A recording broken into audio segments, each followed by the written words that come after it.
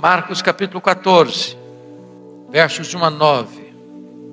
Está escrito assim: dali a 2 dias, era a Páscoa e a festa dos pães asmos. E os principais sacerdotes e os escribas procuravam como prenderiam Jesus à traição e o matariam. Pois diziam: não durante a festa, para que não haja tumulto entre o povo. Estando ele, Jesus, em Betânia, reclinado à mesa, em casa de Simão o leproso, veio uma mulher trazendo um vaso de alabastro com um preciosíssimo perfume de nardo puro, e quebrando o alabastro, derramou o bálsamo sobre a cabeça de Jesus.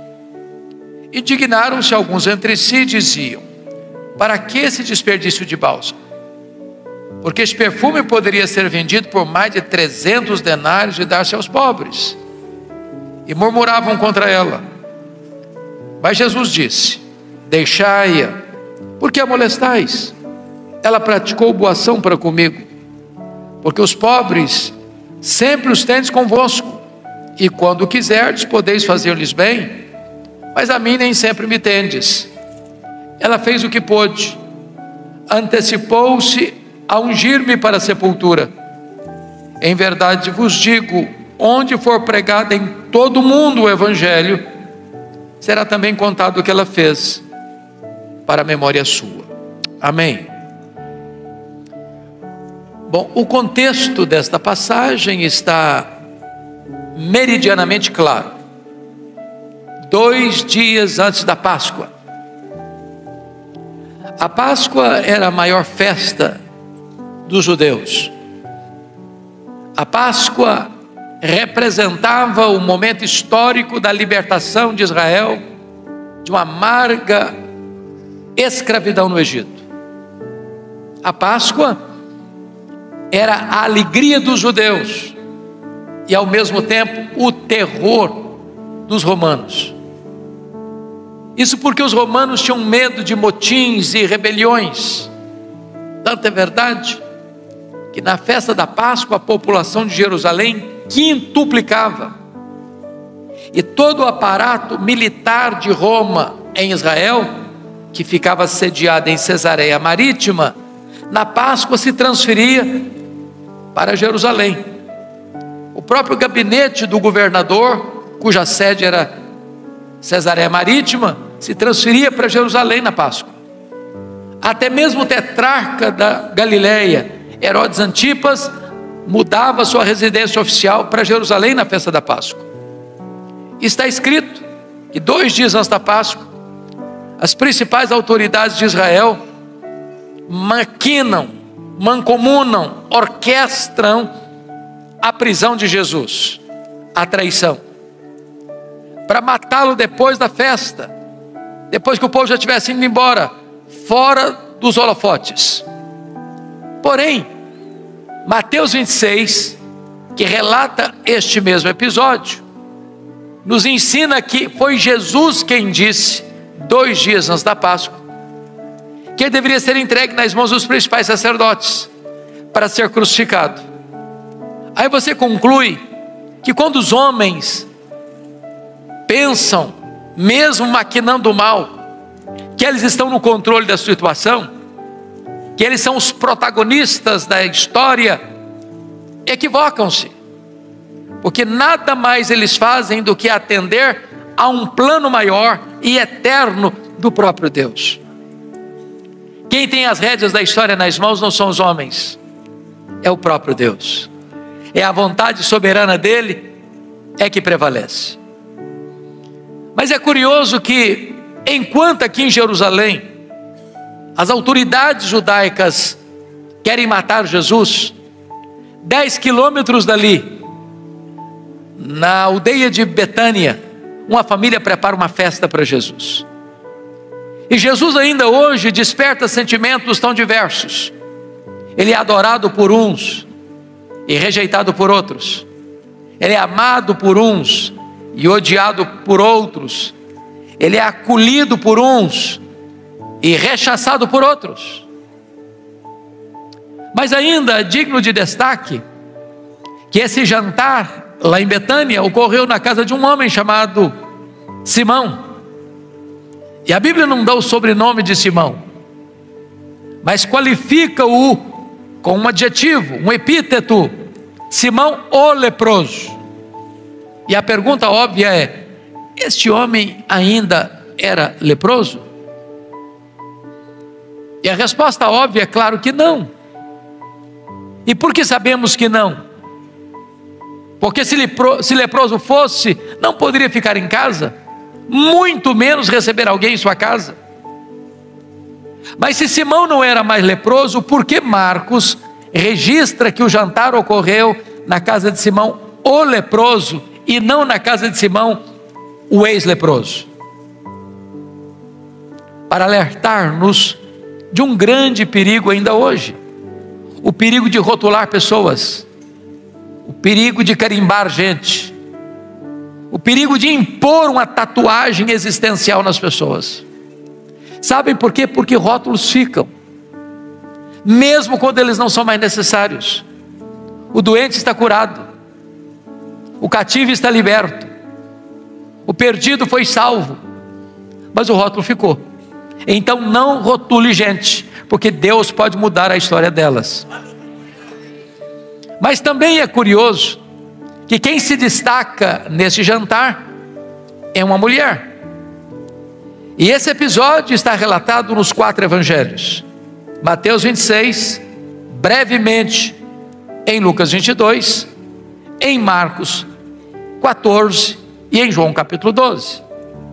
Nos evangelhos sinóticos, Mateus, Marcos e Lucas, esta mulher é incógnita, essa mulher é anônima, essa mulher não tem nome. Entretanto, em João 12, essa mulher tem nome. Essa mulher é Maria. Essa mulher é irmã de Marta e Lázaro. E Maria só aparece 3 vezes nos evangelhos. E nas 3 vezes que ela aparece nos evangelhos, ela está no topo do mundo, aos pés de Jesus. A primeira feita em Lucas 10, ela está aos pés de Jesus para aprender. E eu posso lhes garantir que a melhor e maior academia do mundo é assentarmos-nos aos pés de Jesus, porque Ele é o mestre dos mestres. Ele não foi um alfaiate do efêmero, Ele é o escultor do eterno. Suas palavras são palavras de vida eterna. A segunda vez que Maria aparece na Bíblia é em João 11, e mais uma vez ela está aos pés de Jesus, agora para chorar, e chorar a dor mais amarga da vida, a dor do luto, a morte de seu irmão. E podemos afirmar com clareza diáfana que a mais profusa e abundante fonte de consolo que encontramos na vida é assentarmos-nos aos pés do Senhor Jesus. Ele quem terapeutiza a nossa alma, Ele quem enxuga as nossas lágrimas, Ele quem atenua a nossa dor. Mas agora, pela terceira vez, nesse texto e nos seus correlatos, Maria aparece na Bíblia, e mais uma vez ela está aos pés do Senhor Jesus, agora para agradecer. E agradecer o quê? O maior milagre público de Jesus, a ressurreição do seu irmão Lázaro. Então, está escrito que Jesus estava à mesa com seus discípulos, a Marta servia o jantar, como era seu costume fazê-lo. Lázaro, recém-ressuscitado, está à mesa com Jesus. E agora vem Maria, com um vaso de alabastro. Alabastro é uma pedra ornamental, de cor rosa, contendo um perfume, diz a Bíblia, preciosíssimo, grau superlativo, feito de uma essência chamada nardo. E Marcos tem o cuidado de dizer que a essência não é híbrida, não é misturada, é nardo puro. Diz Mateus 26 que esse vaso de pedra, de alabastro, está cheio. E João 12 diz que tem dentro desse vaso uma libra de perfume. Bom, o que é uma libra? 1 litro tem 2,2 libras.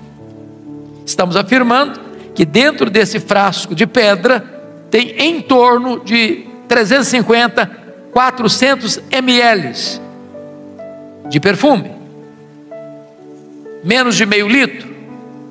Então Maria vem, posta-se atrás de Jesus. Ele está à mesa com os seus discípulos, com Simão, leproso, com Lázaro, seu irmão. E ela então não abre o vaso, ela quebra o vaso. A casa se enche com perfume. Esse perfume escorre pelo corpo de Jesus, chega até os pés de Jesus. Então ela se queda aos pés de Jesus, desalinha ou desata os seus cabelos e passa a enxugar os pés de Jesus com os seus cabelos. Isso provoca uma reação imediata de Judas, que lidera o grupo apostólico, numa reação de revolta. Ficam indignados com o ato dela e dizem: isso é um desperdício. Esse perfume poderia ser vendido por mais de 300 denários e dar-se aos pobres. E murmuraram contra ela, molestaram-na. E Jesus precisou sair em defesa dela, dizendo: por que a molestais? Deixai-a. Ela praticou boa ação para comigo. Ela fez o que pôde. Ela antecipou-se a ungir-me para a sepultura. E em verdade vos digo, em todo mundo onde for pregado o evangelho, será também contado o que ela fez para a memória sua. Bom, este episódio enseja-nos algumas lições que passaremos a descrever. Primeira lição do texto, versículo 8, parte A, confira comigo. Ela fez o que pôde. Você pode repetir comigo? Ela fez o que pôde. Que frase poderosa. Que dedicação eloquente. Que amor efusivo. Que generosidade tão expansiva. Toda vez que eu leio esse texto, eu pergunto a mim mesmo se eu estou fazendo para Jesus o que eu posso e tudo o que eu posso. Porque às vezes nós fazemos, mas fazemos relaxadamente. Às vezes nós fazemos, mas não fazemos tudo o que podemos. Às vezes nós fazemos, mas não fazemos com a motivação certa. Às vezes nós fazemos, mas não fazemos de todo o coração. Maria fez o que pôde. Eu gosto muito da história da igreja. Alguém já disse que a história da igreja será nossa pedagoga ou nossa coveira. Se nós não aprendermos com a história, vamos repetir os seus erros. E examinando a história da igreja, vem à minha mente o que ocorreu no dia 23 de setembro de 1723, às 11 horas da manhã, na Alemanha. Um homem chamado Ludwig van Zinzendorf começa uma reunião de oração na Alemanha, e essa reunião de oração durou 100 anos, ininterruptamente, desaguando num grande movimento de avivamento e de avanço missionário. Para vocês terem uma ideia, esse movimento foi chamado de movimento moraviano. Cada 19 moravianos na Alemanha, sendo pobres, sustentavam um missionário fora da Alemanha. Alguns deles eram tão pobres que não tinham dinheiro para enviar para a obra missionária, e eles se vendiam como escravos. Era uma coisa possível na época, para comprar a passagem de ida para os povos mais longínquos, para ir para lá e dedicar o resto da sua vida levando a esses povos a esperança do evangelho. Quando eu leio uma história dessa, eu pergunto ao meu coração: meu Deus, e eu? Estou fazendo o que eu posso para Jesus?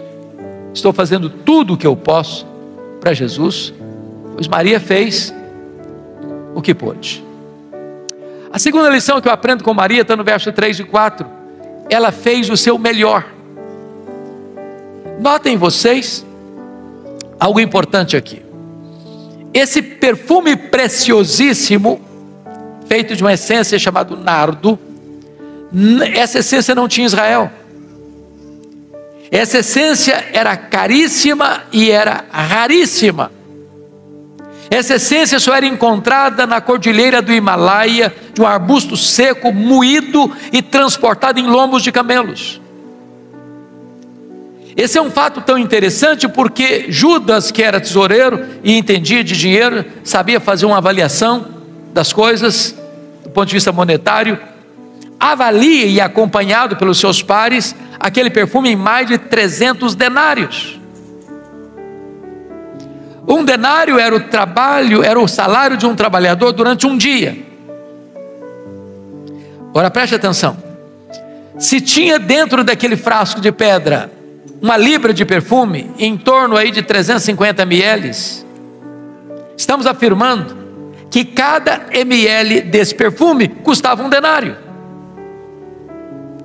É a mesma coisa você trabalhar um dia inteiro, e ao final do dia você pega o seu salário do dia e vai lá numa perfumaria e compra uma gota de perfume, um ml de perfume. Agora notem, quando você compra e usa um perfume caro, e eu sei que vocês gostam e usam, como é que você usa um perfume caro? É só um pouquinho, num dia especial, e você diz para você mesmo: esse perfume tem que durar pelo menos um ano. Agora notem que Maria não abriu o vaso, ela quebrou o vaso. E por que ela quebrou o vaso? Porque ela não quer que sobre nem uma gota, ela quer colocar tudo que tem e o melhor que tem a serviço de Jesus. Ela fez o seu melhor. Às vezes, meus irmãos, aqueles que não conhecem a Deus como nós, são mais zelosos em servir aos seus ídolos ou aos seus deuses, do que nós o somos em servir ao Deus da nossa vida. Eu estava pregando em Porto, em Portugal, e eu estava indo a Coimbra, e quando nós estávamos viajando, eu vi caravanas a pé, caminhando pelo asfalto, e aquilo me intrigou, e eu perguntei: onde essas pessoas estão indo? Me responderam: elas estão indo a Fátima, pagar promessas. E eu perguntei: mas a que distância elas estão andando? Me responderam: a mais de 300 quilômetros, a pé. Me veio logo a ideia da igreja, porque às vezes a gente mora na mesma cidade, no mesmo bairro, até na mesma rua. Se está chovendo igual hoje, alguns não vêm. Se tiver calor demais também, é problema. Se tiver o final de um campeonato naquele horário do culto, tem gente que também não vem. E aí você começa a perceber que às vezes as pessoas que não conhecem a Deus como nós conhecemos, são mais zelosos em servir aos seus ídolos do que nós o somos em servir ao Deus da nossa vida. Maria fez o seu melhor. E eu pergunto: e você tem feito o seu melhor para Jesus? Você tem colocado a serviço dele o melhor daquilo que Deus lhe deu? Terceira lição que eu aprendo com Maria: Maria fez sacrificialmente. É muito interessante isso, irmãos, porque esse episódio, penso eu, não pode ser adequadamente compreendido dentro da cultura ocidental. Nem você nem eu jamais vimos uma pessoa usar todo o recurso que ela granjeou durante um ano inteiro de serviço para comprar um frasco de perfume. Não cabe na nossa cabeça isso, não cabe dentro da nossa cultura isso. Para você entender esse texto, você precisa transportar-se para a cultura judaica. Quando a menina fazia a transição de menina para moça, o que é tão rápido, essa moça começava a pegar as suas economias, comprando gota a gota, grama a grama, ml a ml desse perfume, acondicionando-o nesse frasco de pedra ornamental, o alabastro, para o dia mais sonhado, desejado, esperado da sua vida, o dia das suas núpcias, o dia do seu casamento. Quando Maria dedica todo esse perfume a Jesus, ela está fazendo uma oferta não apenas do seu melhor, mas está fazendo uma oferta sacrificial. Às vezes nós damos aquilo que não nos faz falta, daquilo que sobra, daquilo que não é tão importante para nós. A oferta de Maria foi sacrificial. Para mim, isso ensina um princípio chamado generosidade. E eu li recentemente um livro que me ajudou muito a entender generosidade. Ele diz assim: você quer ser uma pessoa generosa? Faz o seguinte: passe numa loja, compre uma jarra de vidro transparente, bote na sua sala, mas não ponha flores, ponha terra, só terra, para você passar por lá todo dia e olhar para essa jarra de terra, para lembrar você duas coisas. Primeiro, de onde você veio? Você veio do pó. Segundo, para onde você vai? Você vai voltar para o pó. Do pó que você veio, quanto você trouxe? Você não trouxe nada. Para o pó que você vai, quanto você vai levar? Também não vai levar nada. Então você não é dono de nada. Você é mordomo do dono. O que Deus requer dos mordomos é que eles sejam encontrados fiéis. E a única maneira de você ser fiel na administração do que é do dono é sendo generoso com o que é do dono, porque o dono é generoso. O maior problema nosso em sermos generosos é a síndrome de dono. Porque se eu sou dono é para mim, é para o meu deleite. Mas no dia que eu compreendo que o que eu tenho nas mãos para administrar é do dono, e o dono requer que eu seja generoso com o que é dele, então não tem mais dificuldade de ser generoso. Me permita um fato, ilustrar isso com um fato que eu conhecia, pastor Wilson, apenas fragmentadamente, mas pregando há algum tempo, lá em João Pessoa, na Paraíba, o pastor Sérgio Queiroz me contou essa história completa. Isso aconteceu na Igreja Batista missionária de Itaporanga, no sertão da Paraíba. Aquela igreja tinha um programa de rádio que alcançava 40 mil pessoas na cidadezinha e no entorno. Era o único programa evangélico da região. Aconteceu que veio um ano de muita seca, o produto da lavoura falhou, as vacas não tinham pasto, começaram a morrer de fome e de sede, as ofertas e os dízimos diminuíram acentuadamente, a igreja não tinha condições mais de pagar o programa, ficou inadimplente 3 meses. Então a emissora mandou um ultimato para o pastor da igreja: ô pastor, ou o senhor paga o programa até a próxima semana, ou vamos ter que tirar o programa do ar. No domingo à noite, o pastor da igreja batista missionário de Itaporanga fez um apelo à igreja no culto da noite: meus irmãos, o programa não pode sair do ar, é o único programa evangélico de toda essa região. Nós vamos ter que fazer uma oferta sacrificial para manter o programa no ar. Lá estava no culto um casal de meeiros. Eu sei que essa palavra meeiro é uma palavra meio estranha para quem mora na cidade. Meeiro é o cidadão que trabalha na terra de outra pessoa, e ao colher tudo o que colhe, 50% que colhe vai para o dono da terra, ele só fica com 50%. Então estava lá no culto o senhor Tota e a dona Lourdes, meeiros, que moravam a 6 quilômetros da cidade, iam a pé, estavam voltando a pé para casa, depois do culto da noite, e conversando, e a Lourdes disse: ô Tota, você escutou o apelo do pastor, nós temos que fazer uma oferta sacrificial. O Tota disse: mas Lourdes, não tem um centavo lá em casa, vão ofertar como? Não, ô Tota, mas nós temos que ajudar, o pastor fez um desafio, fez um apelo, e nós tínhamos que fazer uma oferta sacrificial. Mas Lourdes, lá em casa não tem dinheiro, mulher, vou fazer o quê? E foram conversando e discutindo até chegar em casa. Quando estavam chegando em casa, a Lourdes disse assim: dinheiro não tem mesmo não, mas tem um terreiro com muitas galinhas, e tem o galo que vale mais do que as galinhas, que ele é mais pesado, vão dar o galo. O Tota disse: tá bom, então tá certo, vamos dar o galo, está resolvido. Segunda-feira de manhã, a Lourdes pega o galo, bota debaixo do braço, 6 quilômetros para a cidade. Bateu na casa do pastor, ele veio atender. A Lourdes disse: pastor, escutamos o apelo do senhor ontem e vim trazer a nossa oferta sacrificial. O melhor que nós temos lá em casa é esse galo. O pastor agradeceu, deu um sorriso amarelo, fechou a porta e disse: meu Deus, o que é que eu vou fazer com esse galo?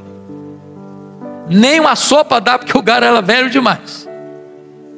Aí pensou, falou: vou fazer uma rifa. Não, rifa não combina com crente. Pensou, vou botar na internet. Botou na internet. Domingo de manhã daquela semana, o pastor Jeremias Pereira, que vai pregar aqui no último domingo desse mês, abre a caixa de e-mail. Lá estava a história da mulher do galo. Aquilo mexeu com ele. Ele chegou na igreja e disse: meus irmãos, vamos parar tudo aqui. Eu acabei de saber que tem uma igreja lá em Itaporanga que está precisando de um socorro, de uma oferta especial, para o programa não sair do ar. Nós vamos levantar uma oferta agora. E levantou a oferta. O resultado da oferta representou 2 anos de programa. Ligou para o pastor: fique tranquilo, durante 2 anos o programa está garantido. O próprio pastor Jeremias, pregando lá em Toronto, na igreja do pastor Stanley Tavares, conta a história da mulher do galo. Levanta um irmão da igreja e diz assim: eu quero saber se a dona Lourdes está precisando de alguma coisa. Ah, precisando, ela está. A casinha dela é muito humilde, tem energia, mas não tem uma geladeira para beber uma água fresca no calor escaldante do sertão. Falei: então vamos mandar o dinheiro para comprar geladeira, para comprar um fogão industrial, para fazer uma economiazinha e melhorar a renda da casa. E mandaram a oferta para ela. O próprio pastor Jeremias está pregando uma outra igreja em Nova York. Conta a história da mulher do galo. Levanta um empresário e diz assim: eu quero saber dessa terra. Ela não vai ser meieira mais não. Nós vamos comprar a terra, vamos passar a escritura em nome dela. Ela vai ser a proprietária da terra. Comprar a terra e passar a escritura no nome da dona Lourdes. Está pregando uma outra igreja. Conta a história da mulher do galo. Levantou um engenheiro agrônomo e disse: eu quero saber se essa terra produz. Vamos para lá trabalhar a terra. Vamos cavar poços artesianos. Vamos preparar essa terra para ela produzir. E foram para lá e prepararam tudo. Está pregando uma outra igreja. Conta a história da mulher do galo. Levanta um empresário e diz: eu quero saber como é que é a casa da dona Lourdes. Bom, a casa é muito simples, tem energia, tem geladeira, mas é uma casa muito simples. Então bota tudo abaixo, vamos construir uma casa bonita, grande, vamos mobiliar a casa de tudo que de é bom e melhor, vamos dar o que ela merece. E comprou do bom e do melhor, uma casa linda, maravilhosa. Um repórter da Christian Today escuta a história da mulher do galo lá em Nova York. Pega um avião, desce em São Paulo, pega um avião, desce em João Pessoa, pega um carro, vai a Itaporanga e escreve a história da mulher do galo. E essa história da Christian Today percorreu o mundo inteiro, porque uma mulher teve a coragem de fazer uma oferta sacrificial. Ela não fez como troca, não fez como permuta, mas fez sacrificialmente, e Deus honra isto. A quarta lição que eu aprendo com Maria é que Maria fez apesar das críticas. Veja os versos 4 a 6 comigo. Maria enfrentou 3 críticas. Ela enfrentou indignação, ela enfrentou murmuração e ela enfrentou molestação. Molestação é crime hoje. Agora, quem é que está indignado contra ela aí no texto? Os discípulos, os líderes, aqueles que deveriam estar felizes com ela ou imitando o exemplo dela. Agora notem que eles não estão indignados com o que ela fez, eles estão indignados para quem ela fez. Se fosse para os pobres, tudo bem, mas para Jesus, não, isso é um desperdício. Vejam vocês que eles estão murmurando contra ela. Não estão murmurando, não, estão murmurando contra ela. Eu sei que esse negócio de murmuração já acabou há muitos anos nas igrejas, mas Vai que tem um desavisado ainda hoje. Agora notem, o discurso liderado por Judas Iscariotes, está lá em João 12, acompanhado pelos condiscípulos, é que esse perfume poderia ser vendido por mais de 300 denários e dar-se aos pobres. Discurso populista. Só que esse discurso era falso, porque João 12 tira a máscara de Judas Iscariotes e diz que ele era ladrão.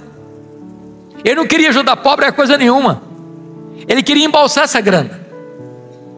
Era um discurso falso, e tanta verdade, que ele fica tão irritado e frustrado com Maria, que nas caladas da noite ele sai desse jantar, para ir a Jerusalém, e vender Jesus por 30 moedas de prata, 10% do valor do perfume que Maria dedicou a Jesus. Então deixa eu dizer uma coisa para você. Você está fazendo a obra de Deus? As pessoas estão irritadas porque você está fazendo a obra? As pessoas estão murmurando que você está trabalhando? As pessoas estão molestando você porque você está trabalhando? Continue fazendo a obra de Deus. Continue fazendo a obra de Deus. Meus irmãos, nesses 42 anos de pastorado, eu nunca vi alguém se levantando para fazer a obra de Deus de forma relevante, sem enfrentar críticas. Quem tem medo de críticas não serve a Deus. Quem tem medo de críticas está mais interessado nos aplausos dos homens do que na aprovação de Deus. Se as pessoas estão criticando, continue fazendo a obra. Você não está fazendo para agradar a homens, você está fazendo para a glória de Deus. Quinta lição que eu aprendo com a Maria. Maria fez só para agradar ao Senhor Jesus. Esse princípio está em João 12, texto paralelo deste. E é mais um aspecto que eu não posso entender fora da cultura oriental. Quando diz que Maria enxugou os pés de Jesus com seus cabelos, porque note você, tem 350 ml de perfume, pega da cabeça de Jesus, vai escorrendo pelo seu corpo, chega até os pés, e ela então desata os cabelos e começa a enxugar os pés de Jesus com seus cabelos. Na cultura brasileira, isso significa nada, apenas um gesto de humildade. Mas na cultura judaica isso era um escândalo, era chocante. Uma mulher não soltava os cabelos em lugar público. Isso era a mesma coisa de deixar alguma suspeita ou dúvida da reputação dessa mulher. Agora, por que então Maria fez isso? Porque nesse momento, irmãos, Maria tem uma gratidão tão grande, o seu amor é tão acendrado, que ela não consegue viver dentro de cercas tão rígidas, de protocolos tão estreitos, de regras tão rígidas. Quem ama e quem tem gratidão transbordando na alma, acaba rompendo alguns paradigmas e protocolos sociais. Porque na verdade Maria não estava preocupada o que Pedro ia pensar, o que Mateus ia pensar, o que Tomé ia dizer, o que Judas ia falar. Ela só tinha um vetor que governava a vida dela, era agradar ao Senhor Jesus. Eu não estou dizendo por aí que você está livre para desagradar as pessoas, não. O que eu quero ressaltar é que às vezes nós ficamos cheios de dedos, preocupados, o que o fulano vai pensar, e se eu fizer isso, o que o fulano vai dizer, mas se eu tiver aquele gesto, o que é que o cicrano vai falar? A gente fica preocupado demais em agradar pessoas, e às vezes acaba desagradando a Jesus. Nós só temos um vetor que deve governar o nosso coração, é agradar ao Senhor Jesus. Mas tem outra lição que eu quero compartilhar com você, a sexta lição com Maria. Maria fez no tempo certo. Olha comigo o versículo 8, a parte B. Ela antecipou-se a ungir-me para a sepultura. Preste atenção nisso. Ela antecipou-se a ungir-me para a sepultura. E o princípio é este: ela fez no tempo certo. Então me permita aqui fazer uma retrospectiva para você entender bem esse ponto. Lá em Lucas 8, versículo 3, diz que na itinerância de Jesus, pelas cidades e aldeias da Galileia. Tinha 204 cidades na Galileia. As mulheres da Galileia bancaram, financiaram o ministério itinerante de Jesus. Essas mulheres eram lideradas por Maria Madalena, Joana e Susana e muitas outras. Então eu preciso que você acompanhe meu raciocínio. Cidade em cidade, aldeia em aldeia. Então vamos fazer as contas aqui. Tem Jesus e 12 discípulos, são 13 pessoas. 3 mulheres são citadas pelo nome, Maria Madalena, Joana e Susana, são 16 pessoas.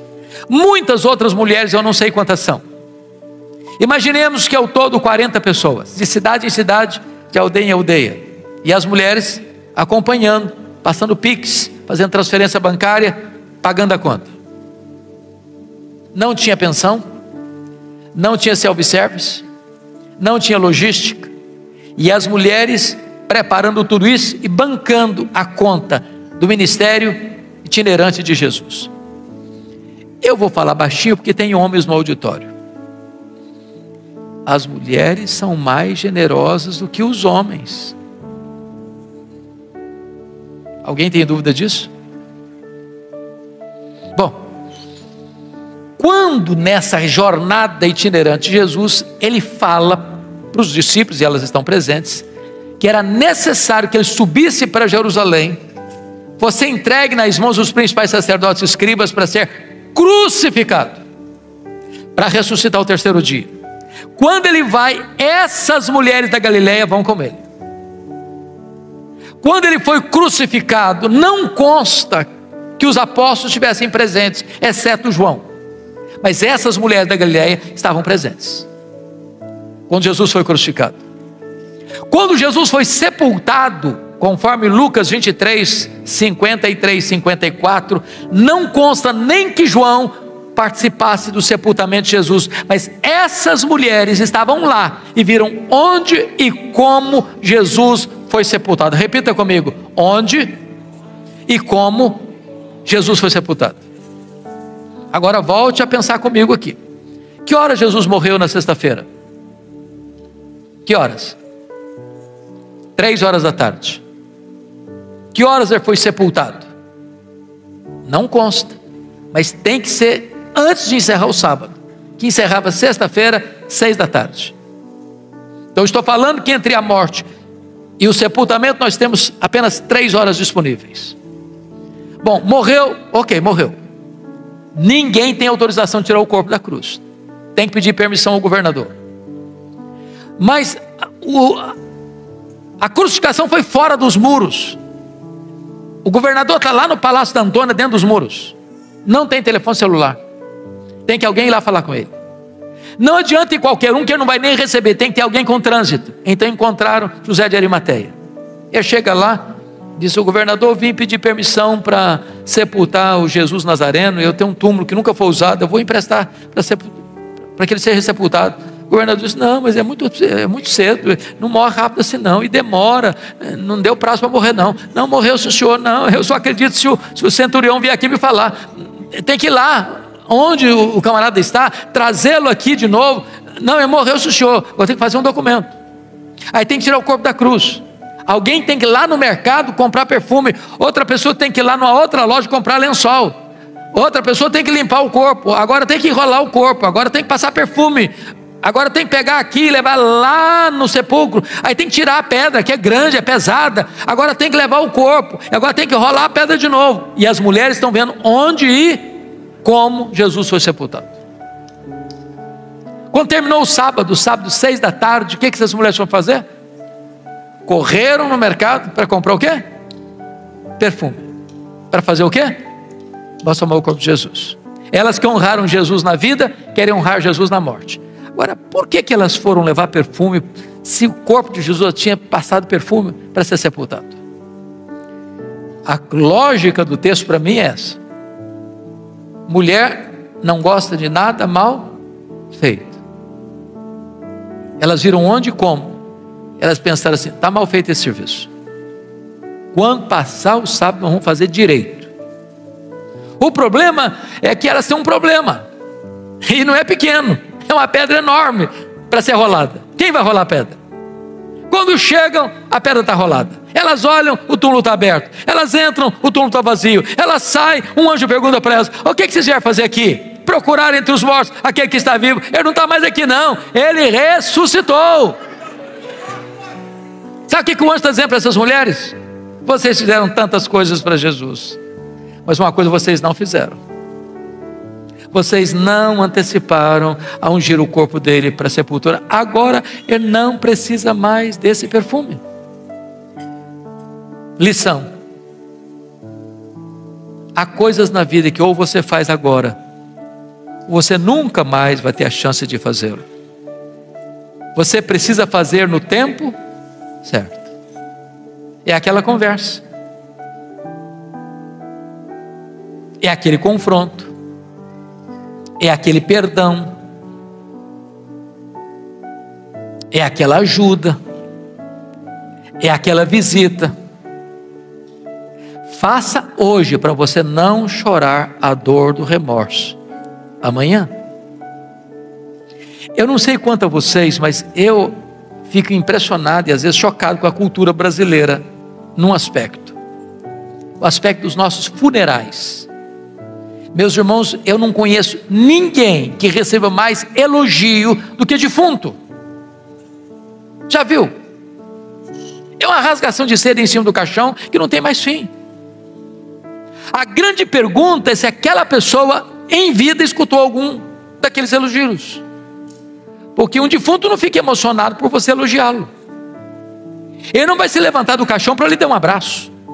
E se levantar, você corre também. Então não espere a pessoa morrer para elogiar, não. Elogie enquanto ela está viva. Quer ver outra coisa que me choca? Os defuntos recebem mais flores do que os vivos. Eu fui num funeral em Vitória e eu contei 86 coroas de flores. Contrataram um caminhãozão para levar as flores, um caminhãozinho desse tamanhozinho para levar o defunto. E eu fiquei do lado olhando, falei: meu Deus, para que tanta flor para esse defunto? Ele não consegue cheirar um botão de rosa mais. Para que tanta flor para ele? Sabe por que os mortos recebem mais flores do que os vivos? É porque a voz do remorso é maior que a voz da gratidão. Não espere a pessoa morrer para não mandar flores. Manda enquanto está viva.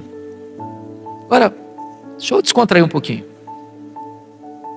Me falaram por aí que os homens de Guarapari, e sobretudo os turistas que vêm para Guarapari, são homens muito românticos, que não deixam passar em brancas nuvens jamais o aniversário da esposa. Aniversário de casamento, então, é celebrado todo ano. O buquê de flor é o mais bonito que tem na floricultura. Falaram isso por aí. Agora, vai que tem um desavisado aqui nessa noite, né? Então, deixa eu falar para você, irmã, se você nunca recebeu um buquê de flor do seu marido, e se você for primeiro, ir primeiro significa morrer na frente, você vai receber uma coroa, e grande, e ele nem vai pedir desconto da floricultura. Não espere a pessoa partir para você mandar flores. Faça no tempo certo. Bom, mas eu termino aqui com o último ponto. Maria fez o que pôde. Maria fez o melhor. Maria fez sacrificialmente. Maria fez apesar das críticas. Maria fez só para agradar a Jesus. Maria fez no tempo certo. Em último lugar, Maria fez com reflexos para a eternidade. Versículo 9 diz que: em verdade vos digo, em todo mundo onde foi pregado o Evangelho, será contado o que ela fez para a memória sua. Isso me choca e me abençoa ao mesmo tempo. Porque o que ela fez dentro de uma casa pequena, numa aldeia pequena, há 2000 anos, é contado dos eirados da história, nos ouvidos do mundo. A grande pergunta nesta noite para você e para mim é esta: o que é que eu estou fazendo hoje que vai impactar as futuras gerações? Nós vivemos uma geração, irmãos, materialista, consumista, narcisista, egoísta. Como dizia A W. Tozer, nós somos a geração que está olhando para o seu próprio umbigo. E eu queria encerrar trazendo à tona duas ilustrações, uma da Bíblia, outra da história. Vou pegar primeiro a história da Bíblia. Todos vocês conhecem a história do rei Ezequias, um dos homens mais piedosos da história. Este homem morreu com 54 anos.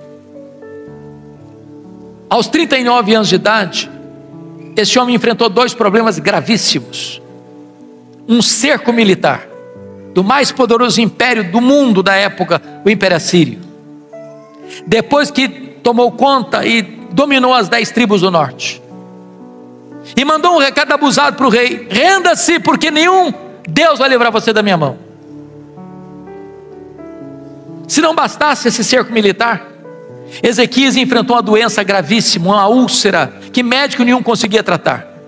E Deus mandou o profeta Isaías na casa dele com uma ordem absolutamente clara: põe em ordem a tua casa, porque morrerás e não viverás.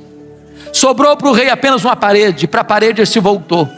E diz a Bíblia que ele orou fervorosamente, que ele chorou copiosamente, e Deus respondeu a oração dele rapidamente. E Deus manda de volta o profeta Isaías à sua casa e diz assim: vai lá e fala com Ezequias, príncipe do meu povo. Eu ouvi a sua oração, eu vi as suas lágrimas, e eu o curarei, e eu livrarei Jerusalém do poder da Síria. E Deus mandou um único anjo e matou 185 mil soldados assírios ao redor de Jerusalém. Deus curou Ezequias. Agora, o milagre foi tão grande que uma comitiva da Babilônia veio para congratular-se com ele, para trazer presentes para ele. E quando ele recebeu a comitiva internacional, ele abriu os seus tesouros, ele abriu os seus palácios e mostrou quão grande ele era, quão rico ele era, quão forte ele era, quão poderoso ele era, e não deu uma palavra sequer de gratidão a Deus. Aquilo foi mal aos olhos do Senhor. Aí o profeta Isaías volta à casa dele e diz: agora você escuta a palavra de Deus. Essa Babilônia que você se vangloriou diante dela, vai se tornar um grande império e virá no futuro. E tudo que você juntou até hoje, eles vão levar embora. Dos filhos que tu gerares, vão ser levados como escravos, e eles vão ser feitos eunucos, eles vão ser castrados, eles não vão poder mais gerar. Sabe qual foi a resposta do rei para o profeta? Boa é essa palavra. Não, você não entendeu. Você não entendeu nada. Eu estou falando que a Babilônia virá, que vai levar tudo embora, que vai escravizar os filhos, que vai tornar os filhos eunucos, e você vem me dizer que boa essa palavra. Você ficou louco? E ele pensou, não falou, não pensou. Boa é essa palavra, porque pelo menos eu terei paz nos meus dias. Trocando em miúdo, sabe o que ele está dizendo? Quando isso acontecer, eu já terei batido as botas. Quando isso acontecer, eu não estarei mais aqui para contar essa história, ou para ver essa história. Quando isso acontecer, eu já terei morrido, e eu só me importo comigo. Desculpem da expressão, sabe o que ele está dizendo? Depois que eu morrer, que se dane as futuras gerações. Meus irmãos, eu gostaria de fazer um apelo veemente aqui nesta noite, aos pais, às mães, aos avós. Nós precisamos lutar pelas futuras gerações. Nós precisamos passar o bastão do Evangelho para as futuras gerações. Nós precisamos levantarmos-nos em nome de Jesus, para que os nossos filhos e os nossos netos sejam mais crentes e mais cheios do Espírito Santo do que a nossa geração. O segundo exemplo é um exemplo positivo. David Livingstone, missionário inglês, trabalhou na África, dedicou a sua vida toda na África. Foi atacado por um leão na África, continuou na África, adoeceu e morreu na África. Os ingleses foram para lá para pegar o corpo dele e levar para a Inglaterra. Os africanos disseram: vocês podem até levar o corpo dele, mas o coração dele vocês não vão levar. Ele amou a África e o coração dele vai ser enterrado na África. Sabe o que fizeram? Abriram o peito dele, arrancaram o coração dele e sepultaram o coração dele na África. Quando você vai a Malawi, Lá tem uma catedral de chão batido, e tem uma placa de bronze na parede, para a glória de Deus e em memória de David Livingstone. Pegaram o corpo dele, sepultaram o corpo dele na abadia de Westminster, onde estão sepultados os reis e os nobres da Inglaterra. Lá tem uma placa de bronze com os seguintes dizeres: para a glória de Deus e em memória de David Livingstone.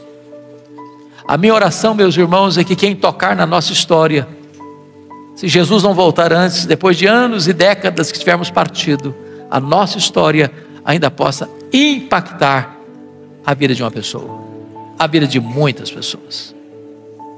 Que possamos aprender nesta noite com Maria, fazer não apenas o que pode, não apenas o melhor, não apenas sacrificialmente, não apenas apesar das críticas, não apenas no tempo certo, só para agradar a Jesus, mas fazer também com reflexos para a eternidade. Que Deus nos ajude, que Deus nos abençoe. Vamos ficar em pé, vamos orar. Deus amado, nós te rendemos graças pela vida, pelo exemplo, pelo legado de Maria. Nós te rendemos graças porque esta mulher ainda continua impactando vidas. E a profecia de Jesus se cumpre hoje, 9 de janeiro de 2025, no templo da primeira igreja batista de Guarapari. Pois a memória desta mulher está sendo relembrada aqui hoje, para que agradeçamos ao Senhor pela vida dela, por aquilo que ela fez. Que a nossa vida também, meu Deus, impacte outras pessoas.